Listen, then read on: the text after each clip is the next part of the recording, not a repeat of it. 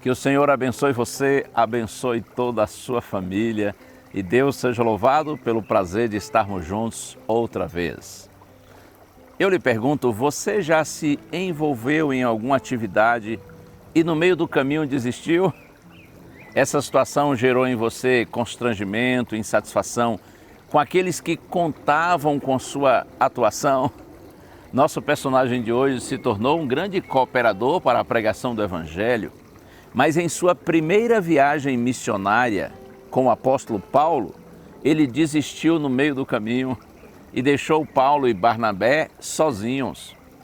O texto está aqui, segunda carta de Paulo a Timóteo, capítulo 4, verso 11. Somente Lucas está comigo. Toma contigo Marcos e traze-o, pois me é útil para o ministério. Esse é o Marcos, ou João Marcos. Ele era filho de uma mulher que oferecia sua casa para os primeiros cristãos se reunirem. Esse João Marcos era primo de Barnabé e companheiro de Paulo em sua primeira viagem missionária. É possível que ele seja também o autor do primeiro evangelho que foi escrito, o chamado Evangelho de Marcos. O livro de Atos, no capítulo 13, diz que João Marcos deixou Paulo e Barnabé exatamente como eu já mencionei nessa primeira viagem missionária. Aparentemente, isso aqui é só uma mudança de planos. No entanto, quando a gente lê sobre a decisão para a segunda viagem, que está lá em Atos 15, a gente percebe que aquele momento, quando Marcos desistiu durante a primeira viagem missionária, tinha causado em Paulo uma grande insatisfação. Barnabé propôs que levassem João Marcos na segunda, mas Paulo diz não, porque ele havia desistido. Essa situação causou desavenças entre Paulo e Barnabé. Mas olha que legal, quando a gente analisa com mais profundidade, nós descobrimos que João Marcos, ainda jovem e inexperiente, ele não suportou as dificuldades, mas a nossa história não é definida por um momento apenas. Nós não podemos determinar nossa capacidade por fracassos e insucessos. O texto que nós lemos diz que Paulo estava somente na companhia de Lucas e ele pediu a presença de João Marcos, afirmando que ele era útil ao seu ministério. Isso fala muito quem era João Marcos, quem ele se tornou.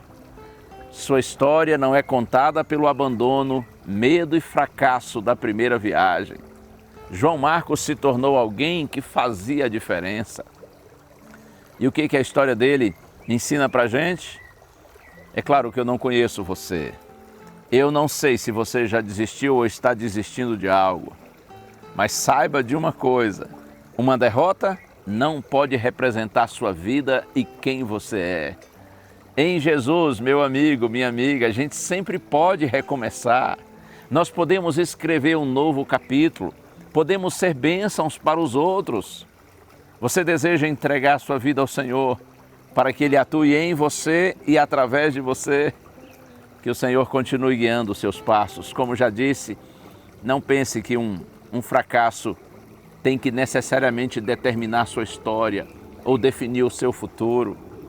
Todos nós erramos, todos nós em algum momento fracassamos, mas jogue-se nos braços do Senhor, clame pela bênção de Deus, Ele vai erguer você. E assim como João Marcos, você se tornará uma nova pessoa e você será bênção para os seus semelhantes e a sua vida será para a glória do nome de Deus. Vamos orar. Pai querido, eu te louvo, Senhor, por Tua palavra que nos mostra que apesar de muitas vezes fracassarmos, desistirmos, por nossa negligência, por nossa inexperiência, enfim, por nossas fraquezas, mas Tu sempre dás uma nova oportunidade para aqueles que Te buscam com sinceridade. Eu peço, Pai, nessa hora, abraça todos que estão orando comigo, Senhor, especialmente aqueles que estão mais fraquinhos, desanimados e tristes. Dá a estes uma nova oportunidade, concede-lhes a vitória, Senhor, eu te peço em nome de Jesus. Amém.